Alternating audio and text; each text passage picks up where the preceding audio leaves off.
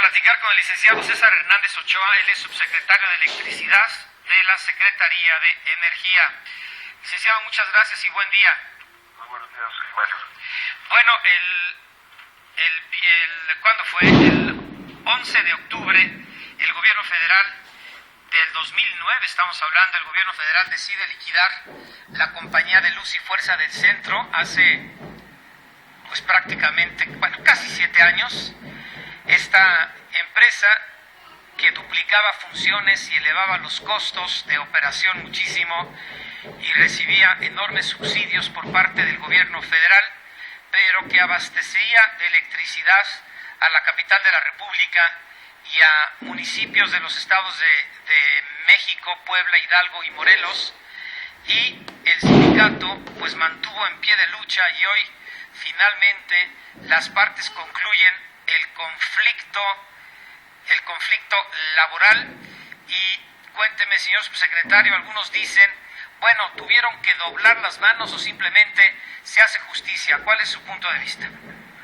Yo creo que el acuerdo que llegó el gobierno federal con el sindicato es un acuerdo que es muy satisfactorio para las partes, porque logra que los casi 14.500 trabajadores que todavía no se habían liquidado, de los 44.000 que había, 30.000, alrededor de 30.000 ya habían sido liquidados y 14.500 alrededor de eso no habían, seguían, como tú dices, en pie de lucha, lleguen a un acuerdo que resuelve pacíficamente un conflicto que estaba, como tú dices, por casi 7 años todavía pendiente de resolverse. ¿Cuáles son, yo creo, algunas de las virtudes del acuerdo? Uno, que el acuerdo permite que algunos de esos trabajadores se reincorporen a trabajar, permite que haya atracción de inversión privada al sector eléctrico, inversión privada internacional, que se rehabilite parte de la infraestructura que está. Entonces, yo creo que es en ese sentido un acuerdo que suma para todas las partes. Bueno, a ver, dígame, ¿cómo queda esta nueva empresa? ¿Tiene socios? Sí, es una empresa creada realmente por la asociación de la más grande empresa portuguesa, una empresa que se llama Mota Engil, que participa en varios lugares del mundo y que tiene experiencia en el sector eléctrico, y una cooperativa formada por trabajadores o ex trabajadores de lo que fue Luz y Fuerza, que son miembros del Sindicato Mexicano de Electricistas. Entre esas dos forman una sociedad que lo que hacen es, con el usufructo que el gobierno federal les aporta de algunos de los activos que tenía la vieja Luz y Fuerza, que eran básicamente la hidroeléctrica de Necaxa, Lerma, algunas otras minihidros, total 16, una planta termoeléctrica que ya no está en funcionamiento, que fue de Luz y Fuerza, que es la Jorge Luque, donde se van a invertir entre todo cerca de $1 billón.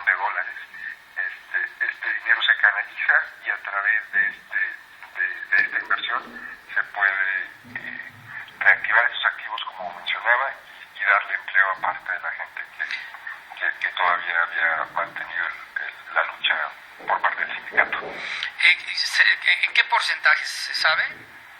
No, sé que es mayoritariamente el inversionista portugués el que controla y es el mayoritario en la empresa, pero hay una participación muy importante de los trabajadores. ¿Cuántos trabajadores o extrabajadores del ESME van a participar? Los que restaban, los 14.500. ¿Que no fueron liquidados?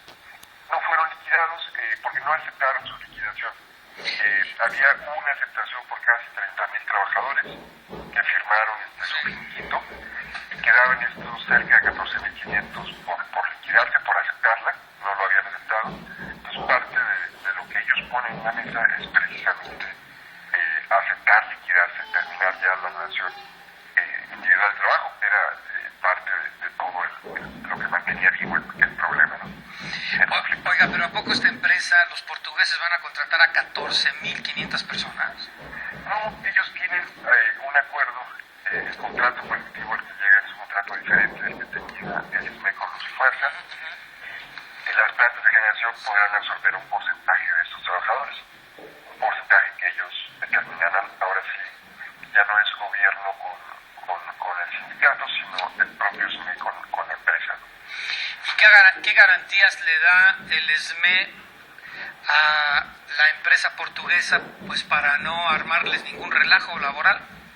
Yo creo que ha habido un proceso muy intenso de negociación entre esta empresa y el SMEX, que llegó a un contrato, como digo yo, que tiene características diferentes.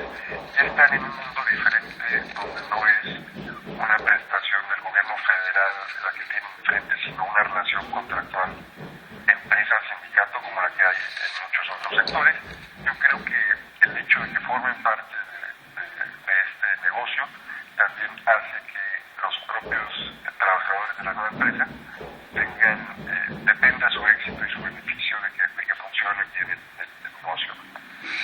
Pero supuestamente se iban a liquidar a estos 16,000 trabajadores que se han mantenido, que se mantuvieron en resistencia desde el año 2010, que fue la fecha de desaparición de Luz y Fuerza del Centro, ¿no? 16 o 14,000. Desde 2009, que se decretó la liquidación del organismo, debieron haberse liquidado los 44,500 trabajadores. Pero como en todos los procesos, siempre hay grupos que prefieren, digamos, hay opciones diferentes entre los trabajadores, y hubo estos 14,500 que optaron por no aceptar su liquidación y por mantenerse de alguna manera en rechazo a este esquema. Lo que este mecanismo que ahora se presenta les da es una oportunidad de quedar satisfechos y embarcarse en un proyecto diferente, ¿no? Donde ellos aceptan y se termine la relación laboral y se embarcan en un proyecto en el cual van a tener que poner su trabajo a cambio de que otros inversionistas pongan capital y inicien una empresa que tendrá que tener, pues ahora sí, dependiendo del esfuerzo que hagan, de que también hagan su plan de negocios, éxito pero ya dependiendo de circunstancias de mercado, ¿no?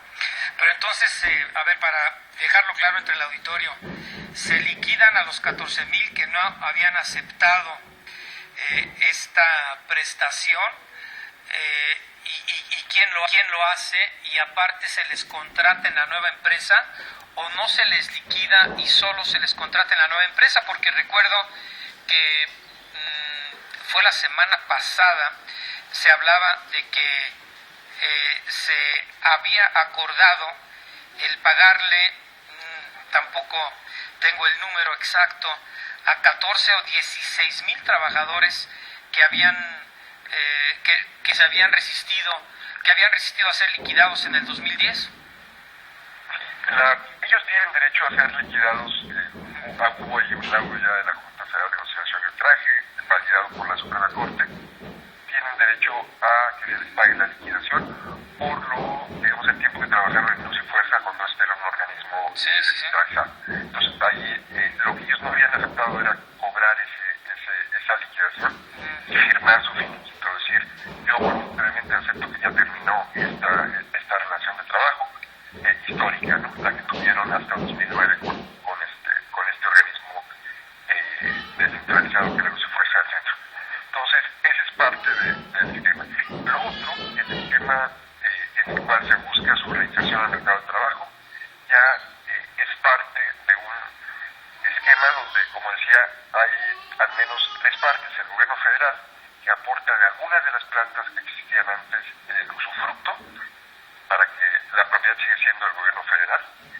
Un inversionista privado, que es esta empresa portuguesa Mota Engil, que aporta capital y su conocimiento de la industria eléctrica, pues ya más moderno, con las técnicas de explotación, digamos, de mejores prácticas internacionales, que es Mota Engil, que invertirá alrededor de $1 billón. ¿Cuánto, perdón? ¿$1 billón? Sí. Ajá. ¿1,000 millones de dólares, pues? Exactamente. Ajá. Oiga. Fundamentalmente en Jorge Luque, donde estaba antes la central termoeléctrica, pero también en rehabilitar las hidroeléctricas que estaban, estas 16 hidroeléctricas, que realmente son dos, Necaxa, Jorge Luque y las mini-hidros que están asociadas con ellas, y los trabajadores que aportan también pues su fuerza de trabajo y un contrato colectivo con términos que ya son, digamos, aceptables para una empresa privada, ¿no? Entonces, a manera de resumen, de los 44,000 trabajadores del Sindicato Mexicano de Electricistas, 30,000 fueron liquidados entre el 2010 y 2011, y los 14 que pues se mantuvieron leales pues a la causa serán también liquidados, al igual que los 30,000, y aparte se les contrata en esta nueva empresa. Y aparte... ¿A los 14,000?